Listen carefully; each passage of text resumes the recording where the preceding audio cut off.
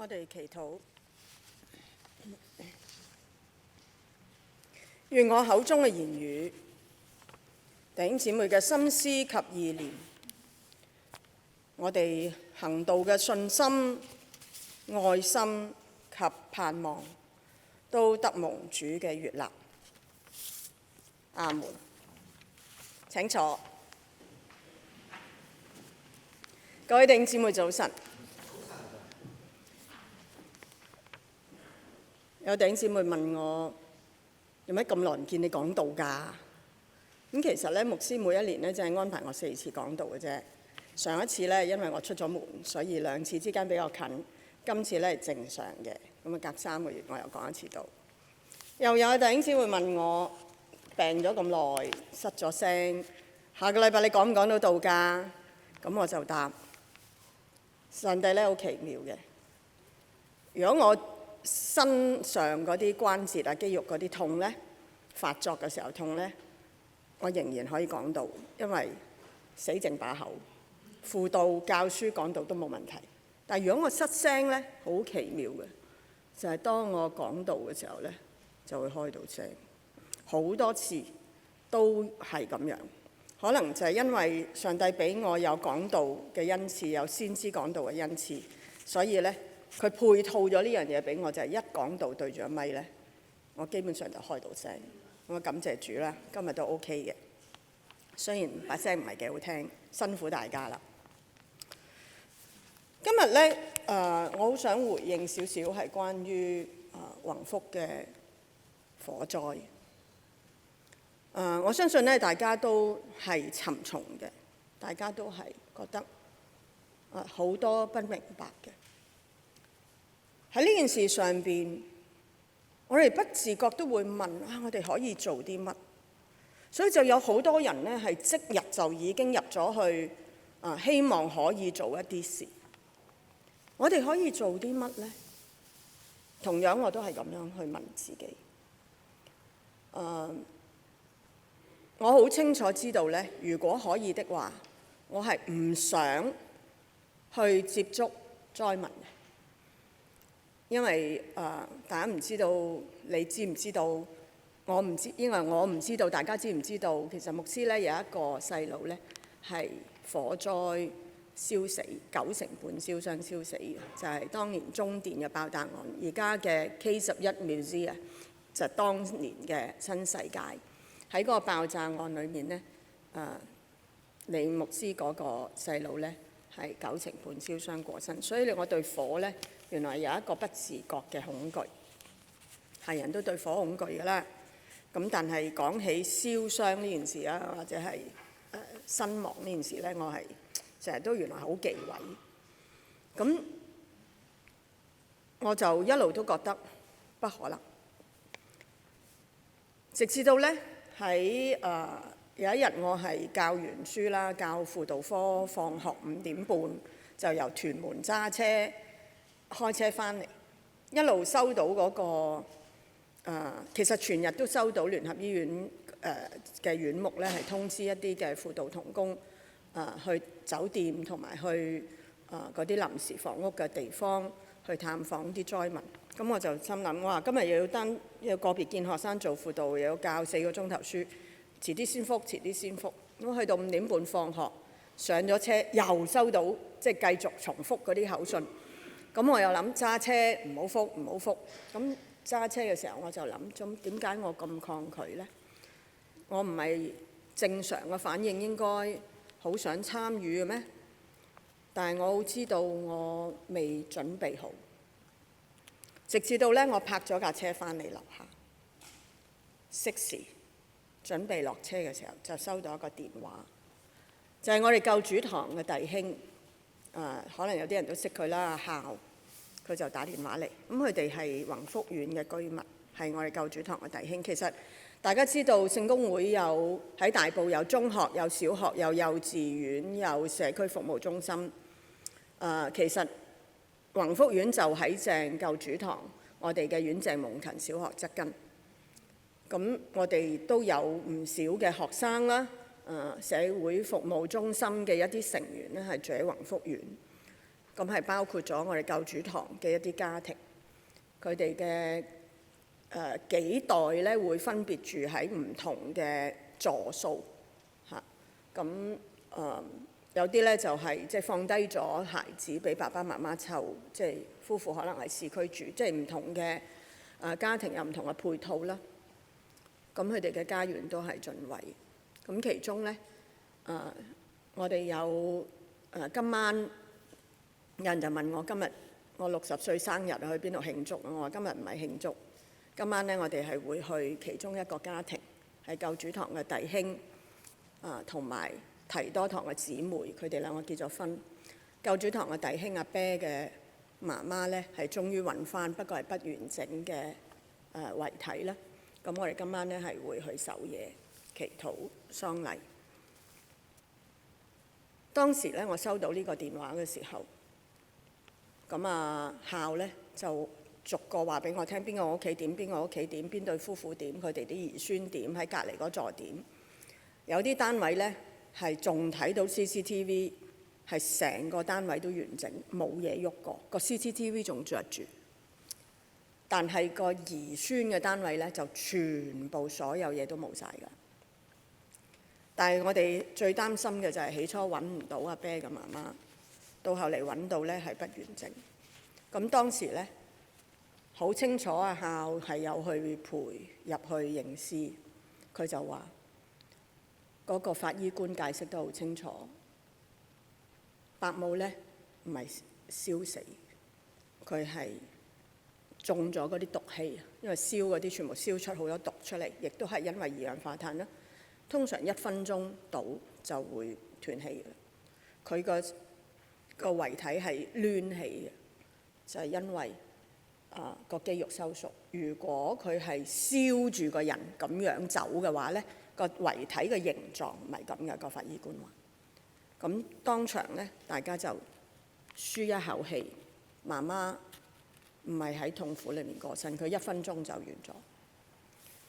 咁呢件事咧，原來上帝係幫咗我，讓到我知道原來宏福苑嗰啲嘅離世嘅朋友，佢哋唔係被燒死。咁我個恐懼咧即時就放低咗。咁隨後即係一路就好多事發生啦。大家都知道開10日之內打破咗我呢40年嘅紀錄啊！10日開一個全日嘅10日嘅準備，開一個全日嘅8個小時嘅講座，去準備大家點樣去與災民同行，或者與我哋嘅鄰舍同行。喺呢件事上邊，我哋究竟點樣去禱告呢？今日嘅第一次經課喺以賽亞書63章最尾嗰一小段講。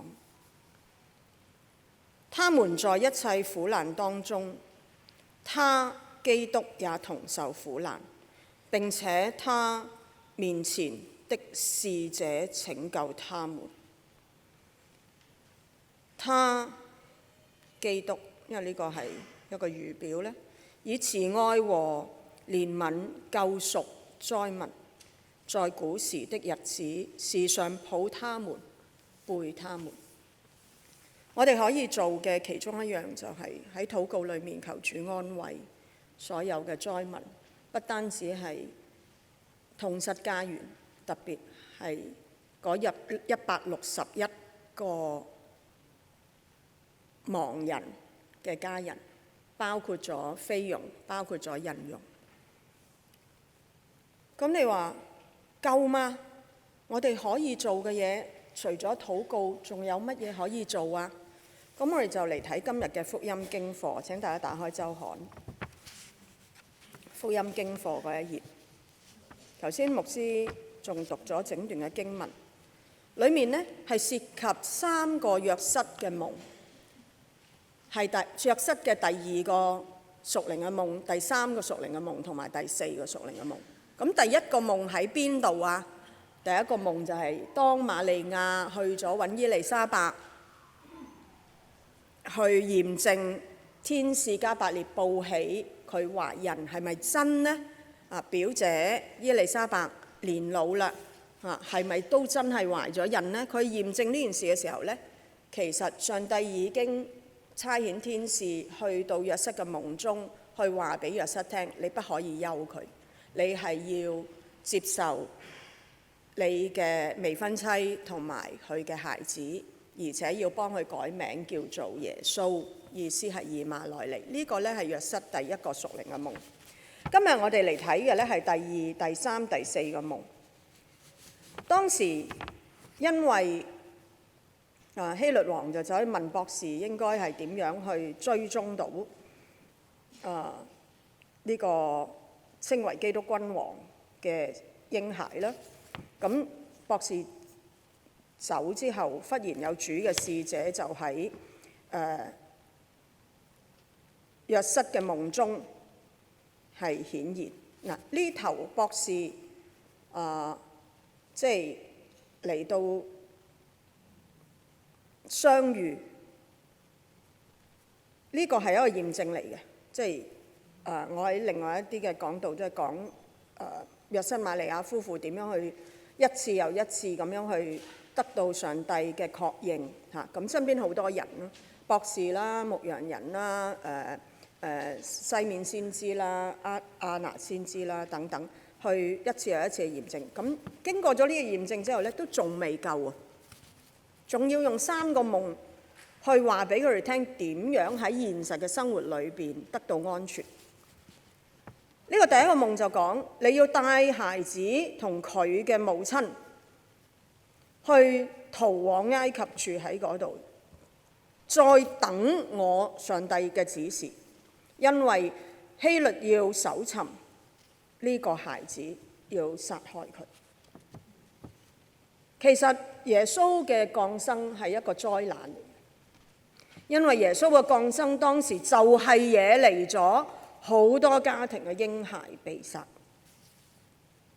對約瑟嚟講，喂，無端發個咁嘅夢，我作為一個平民百姓，我點會被揾到啊？我嘅孩子係上帝嘅孩子，上帝梗會保護佢啦，叫我走難。約瑟首先係要好敏鋭地用屬靈嘅角度去理解呢件事，繼而佢係服從。因為我嘅未婚妻我都冇同佢有性關係，佢有一個咁好嘅女仔，竟然都懷孕，就係因為天使話俾我聽係上帝嘅兒子。咁不可能嘅事都發生啦，我一定要相信上帝再差遣佢嘅使者嚟通知我要走難，一定係真嘅。約瑟就係咁樣連夜嘅帶住，嗱，你要睇埋連夜呢個字啊嚇，係半夜，因為發夢嘛，半夜就要即刻個夢醒咗，都唔好等天光啦，連夜就帶住孩子同母親去埃及。哇，好遠路啊！我都講過好多次啦，我哋即係兜住以色列一個圈啊，每一程都係講緊開100公里時速嘅52人或者60人嘅大巴喺高速公路度飛馳，我哋好舒服。但係約瑟瑪利亞帶住一個初生嬰兒，佢哋係山過山嶺過嶺咁樣嚟到走難，去到埃及。我哋單係好近距離嘅過境埃及入以色列，都要好多個鐘先去到死海，更何況佢哋喺好北嘅由加利利嗰頭落返嚟，所以係相當遠。連夜嘅走難，直至到希律死。連夜嘅走難，直至到希律死。中間究竟要幾耐呢？即係話佢哋要寄居喺一個異族嘅地方，要幾長時間呢？但無論如何，呢件事應驗咗，先知一早已經講咗，我從埃及召我嘅兒子出嚟。所以第二個夢就喺第3段發生啦。希律真係死咗，然之後約瑟、瑪利亞同耶穌仍然都仲喺埃及。又有主嘅使者咧嚟向約瑟喺夢裡面出現，起來帶着小孩子和他母親回以色列地去，因為要殺害呢個孩子嘅人已經死咗，希律死咗啦。好多時候呢，大家都會記住呢啲夢嘅，所以咧就話約瑟咧有3個夢。其實唔係，約瑟咧喺呢個位上面有恐懼。我哋睇落去，約瑟就起嚟帶住小孩子和他母親進入以色列去。不過當佢真係要跨境由埃及進入以色列嘅時候，佢就會好擔心，因為繼承希律王嘅亞基老又成為咗猶太王，佢會唔會同樣都咁樣殺我嘅仔，係上帝嘅仔啊？所以佢心裏面係怕，所以有第4個夢。好多時都大家都會忽略咗呢個第4個夢。大家會睇到聖經寫住又在夢中，所以係唔係頭先嗰個夢嘅連續即長同一個夢，而係第4個夢。喺夢中再指示，就係你可以往加利利去。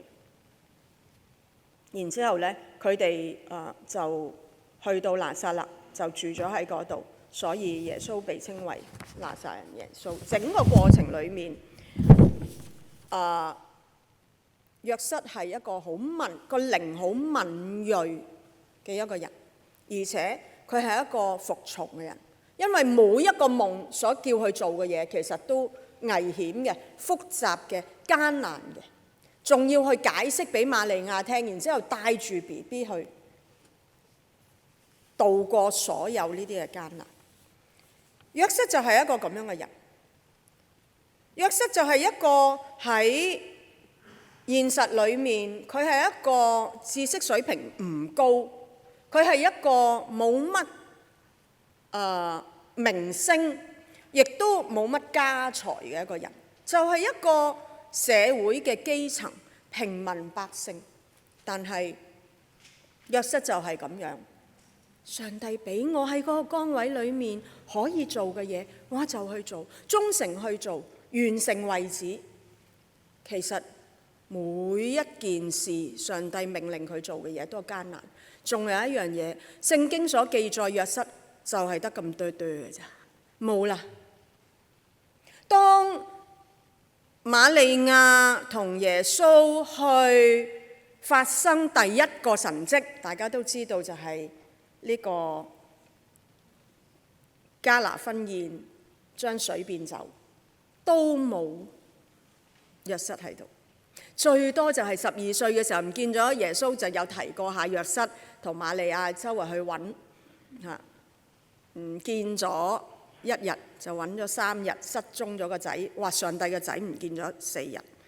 嗰陣時耶穌只係得12歲，咁就記載呢，耶穌係翻嚟被揾翻之後跟父母，係耶穌係得到上帝同人都喜愛嘅一個人成長。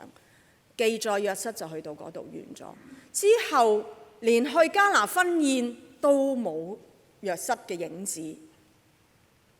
但係當瑪利亞提出請耶穌幫助佢哋嘅酒飲完啦，喺個婚宴裏面，耶穌一行呢個神蹟，耶穌嘅身份正式由人子變成神子，連瑪利亞都喺嗰度停，直至到耶穌喺十架先出現。耶穌母親瑪利亞去叮囑弟兄，呢個係你媽媽，媽媽呢個係你哋嘅孩子。但係中間整個耶穌變咗做神子呢個角色之後，瑪利亞都不再出現。我想講嘅係每一個人嘅角色都會因着唔同嘅情況之下有轉變。我呢50歲嘅時候就想55歲退休，55歲退休嘅時候呢想60歲退休。今日呢，我終於都可以用綠油卡啦。今日正日，我就想65歲先退休，因為原來我嘅身體仲可以喎。哇！我打啲生物製劑可以令到我嘅銀屑病關節唔受控。大家發唔發現呢？我間唔中去坐喺度，點解呢？有陣時我棘親我個盤骨，特別係當牧師要讀福音嘅時候，大家其實要知道我哋要跟住牧師拎住嗰個聖經咁行出嚟，跟住佢企定喺度。我哋其實要轉正向我哋嘅面身體係要正向嗰本聖經，唔係正向牧師，係上帝嘅道。我哋要領受福音。所以如果個福音一路去到中間嚇，成隊侍從跟住牧師去到中間，我哋都要轉身，就係咁解。我試過有一次就係轉嘅時候忘記咗直角式轉，就扭咗個盤骨。自此之後呢，每一次當牧師準備行嘅時候呢，我就轉定攞起隻腳轉起佢90度轉。但係我已經好耐冇呢個問題啦。我夜晚瞓覺已經能夠轉到身，係唔會痛通宵嘅。呢個生物製劑已經生效，所以我連埋呢個纖維肌肉炎都好少發作嘅情況之下，我做咗個決定。我希望可以做到65歲，繼續我嘅講道、教導、輔導同埋寫作嘅服侍，到65歲先算啦。我哋就係需要咁樣不斷去問上帝，你想我做乜嘢？包括喺宏福咁大件事，我哋可以做乜嘢？呢一件事所引申嘅唔單係災民，所引申嘅係所有香港人都有情緒。我嗰8個鐘頭嘅講座，當時因為係我機構同神學院合辦，我哋嘅討論係，我哋一般人唔會真係接觸到災民嘅。我哋一般人就係接觸到香港市民，係大家都受呢件事嘅情緒困擾嘅時候，我哋咪去關心受情緒困擾嘅鄰舍咯。咁嗰個講座就係講我哋如何去關心一啲受呢件事情緒困擾嘅朋友鄰舍。當提起呢件事嘅時候，我哋關心係啊，大家都艱難啊，我哋可以點樣去舒緩自己，放鬆啲。所以弟兄姊妹，我哋唔係完全不能夠參與，不過我哋好間接地去支持我哋身邊嘅人。當然，我哋要特別紀念台上呢2位侍從。阿仁同大家打個招呼，阿 Patrick 同大家打個招呼。佢哋2位 ，Patrick 係消防員，阿仁係消防局嘅護理員。大家知道護理員啊，醫院嘅護理員，即係嗰啲叫做咩？救護員啊，即係跟十字車嗰啲叫救護員。阿仁呢就唔係醫院嗰種，係消防局嗰種。咁啱佢哋2個拍檔今日，我哋要特別紀念佢。經過今次嘅事件，我哋要時時嘅記住喺我哋教會裏面有2個咁重要嘅拯救生命嘅人。咁你話，艱難嘅都係阿 Patrick 啫，阿仁有冇咁艱難啊？你以為啦？佢哋係嚴重腰肌勞損嘅。點解啊？消防員未必日日出動啊，但護理員真係成日都要出動啊嘛，嗰個十字車冇停啊嘛。咁佢哋要搬台托。例如宏福苑有600幾人，有一日大隊咁樣操上去搜尋遺體。啲遺體點樣搬翻落嚟？唔係仵作，係護理員。係邊個講㗎？係阿星華弟兄講，我先至明白。佢哋係要抬住嗰啲，其實你掂一掂可能會甩嘅喎個遺體，因為佢燒咗嘛。咁要抬啲遺體落嚟，幾艱難啊！個地下係濕嘅。如果你自己跣一跣腳，哇，喐咗個遺體，咁你點搞啊？所以係好艱難嘅。消防同護理都係，但係更艱難嘅，我哋要紀念嘅呢，我哋教會就有啦，社工。亦都係整個社工嘅團隊，好坦白講，政府講一戶一社工一路做跟到尾。對唔住，喺我哋討論嘅時候，無論係社工系嘅教授啦，係政府嘅社工嘅高官啦，其實暗啞底都係講緊，係根本不可能嘅。其實啲社工嘅精神壓力大到不得了，係好辛苦嘅，嗰種嘅心靈嘅負荷係好辛苦嘅。點可能1-2年時間跟住同一個家庭跟到尾？對家庭嚟講係需要同一個社工，但係對社工嚟講，一路咁樣跟嗰種心靈嘅負荷，其實係搞唔掂。所以我就要問我自己，咁我可以做啲咩呢？我就同機構講，我會支援你哋專係做宏福服侍嘅社工，幫我哋開小組，個別見佢哋，去同佢哋做心靈嘅治療，去平衡佢哋嘅情緒，等佢哋可以繼續堅持。所以弟兄姊妹，我哋每一個人都揾一揾我哋自己嘅崗位，就好似約瑟一樣，佢知道自己嘅崗位係咩，就要保住瑪利亞同埋保住耶穌嘅安全。好，今日呢話題我要轉一轉啦。大家認識江錦華先生嘛？邊個嚟㗎？一齊指住佢。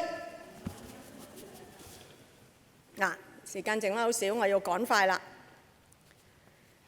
江錦華先生係我稱呼佢為總經理嘅弟兄，因為總係所有事都要經理嘅。佢係廣東人，72歲，2002年即係23年前進入我哋香港聖公會施洗聖約翰堂服侍。佢係尖沙咀浸信會嘅會友。華哥呢係一個點嘅人呢？阿華嫂，你想唔想知啊？我眼中即係另外一個女人點睇你老公啊？華哥呢係忠誠，對唔對？華嫂，岌大力啲個頭啦。信實，對唔對？對。有責任感，對唔對？主動，都幾主動嘅。啊，對你我唔知，但係對我佢好主動嘅喎。我等陣間話俾你聽，佢對另外一個女人好主動，你知唔知？同埋佢唔計較，對唔對？啊，主動呢，你諗一諗啦。咁我講下佢對我點主動呢？其實10年前呢，我哋就搬咗入嚟，當時仲係林振偉牧師做主任牧師，咁我哋搬咗入嚟，我哋就住喺2樓202室。咁啊，華哥同我呢，就結下咗不解之緣，因為我係有聲音恐懼嘅，我對住嘅地方有聲音呢，我係好驚。咁我哋間屋就得2個人，大部分時間牧師都唔喺屋企，咁成層樓就冇人嘅，尤其是夜晚就更加，成層樓或者成棟大廈都係得樓上牧師，聽到聲音我係好恐懼。呢個係因為我哋不斷咁宿舍，由以前喺大學嘅夫婦宿舍到喺聖公會唔同嘅牧宅宿舍，其實成日呢，都係2個人就住晒成棟大廈。我哋住蔡公埔中學，冇晒人㗎啦，成棟學校就係得我哋2個人喺度。如果牧師要去 camp 呢，我就一個人住晒成間學校。其實呢，我係會好怕聽到聲音，因為明明好安靜，一聽到聲我就驚。咁初呢，華哥唔知道，我就要話俾阿華哥聽，將成個我呢個背景話俾華哥聽。華哥能夠易地而處，向我表達明白、體諒，然之後佢每一次去2樓，有人嚟2樓做嘢，成日都要搞冷氣啦，成日都要做清潔啦，成日都要去201退休中心呢，華哥就會 send 個 message 通知我，唔使驚，係我嚟嘅。我哋又整 lift 啦，我哋要整冷氣啦，我哋要搞201啦咁。有一次因為大裝修，1樓又做咗裝修啦，但係201係將成個地方重新規劃過，成為咗一個退休中心啦，搞咗好耐。咁呢，我哋就要即係接收到通知之後呢，我哋就收起我門口嗰張比較大張嘅地氈啦，大概3尺乘4尺度嘅一張地氈。跟住我哋搬咗好多間屋㗎啦，嗰個地氈。咁收起咗之後呢，唔知阿華哥幫我收咗去邊喎？咁我哋就包好晒，諗住包含晒啦，係咪？好啦，華哥話俾我聽，而家完成咗個工程啦，我幫你洗咗張地氈。我話嚇，洗地氈？洗地氈唔係要揾啲乜乜機啊？又點樣清潔咩？你洗咗咁樣點樣整乾呢？會唔會發毛㗎？咁好多問題問啊華哥。華哥話：你唔使擔心，我用清潔液同你洗完之後，再揾個吹風機同你風乾，跟住再曬埋太陽，係唔會發毛嘅。嗰陣時我哋仲未係牧師，仲未係施洗聖約翰堂嘅牧師，仲係聖道堂牧師。其實我哋喺度係寄居嘅啫，因為之後轉咗鄧奕康牧師，我哋都係寄居嘅啫嘛。喂，其實阿華哥使乜理我哋呢啲咁嘅寄居嘅人啫？借個地方，因為聖道堂冇牧宅，所以教區安排我哋住喺202室。作為寄居嘅人，其實華哥係簡直唔使理我啦。但係如是者，華哥就係默默去將佢嘅最好做到最好。然之後有一次喺我喺唔喺香港嘅時候，突然之間咧收到我哋嘅3人群組，就係鄧奕康牧師、李耀強牧師同埋我。呢個3人群組咧，阿鄧牧師就話喺我哋屋企嗰個抽油煙機咪有條管嘅，嗰條管嘅出口嗰度咧有一個密封槽。鄧牧師記唔記得呢件事啊？都記得。然之後咧就唔知佢哋點樣夾手夾腳就搞咗嗰個密封槽，跟住為因要確保即係唔會有問題咧，仲要請阿華哥入嚟幫我哋將抽油煙機嗰條管咧係睇唔到，因為喺櫃裡面通過咗2-3個櫃咁，然之後咧再退到個玻璃窗出口，成條管咧換咗。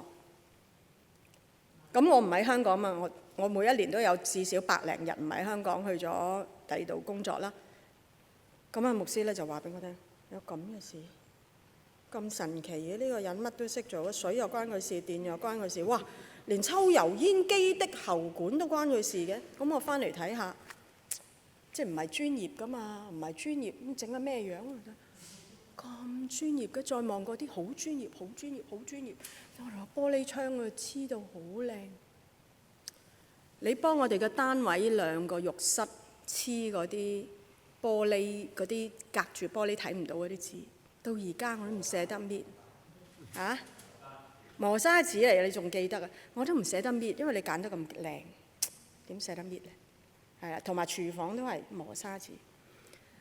華哥就係將佢嘅最好去奉獻俾我哋香港施洗聖約翰堂。我唔能夠講其他嘢，因為其他嘢我唔知，我係將我第一身嘅經驗講出嚟。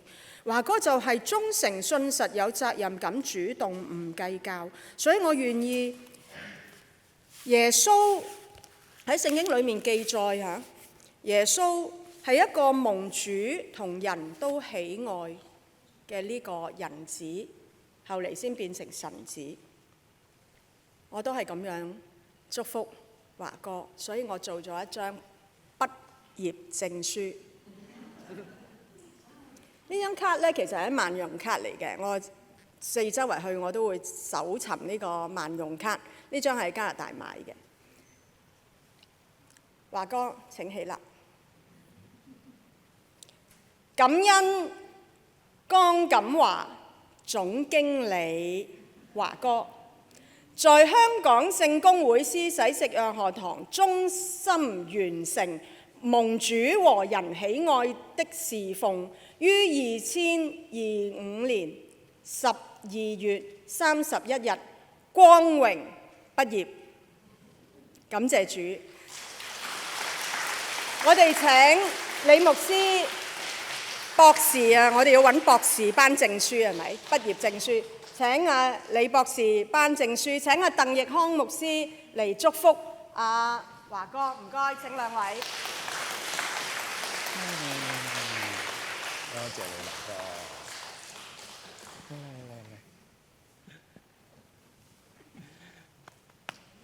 嚟，我影相。多謝。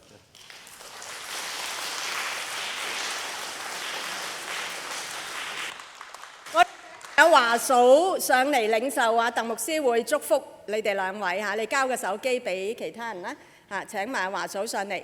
我哋知道咧，今日咧我哋會有歡送會啦、大食會啦，所以牧區議會咧都係有好多豐富嘅節目。不過一個屬靈嘅角度，我哋咧請兩位牧師咧係去祝福我哋阿華哥同埋阿華嫂，我哋阿華總經理。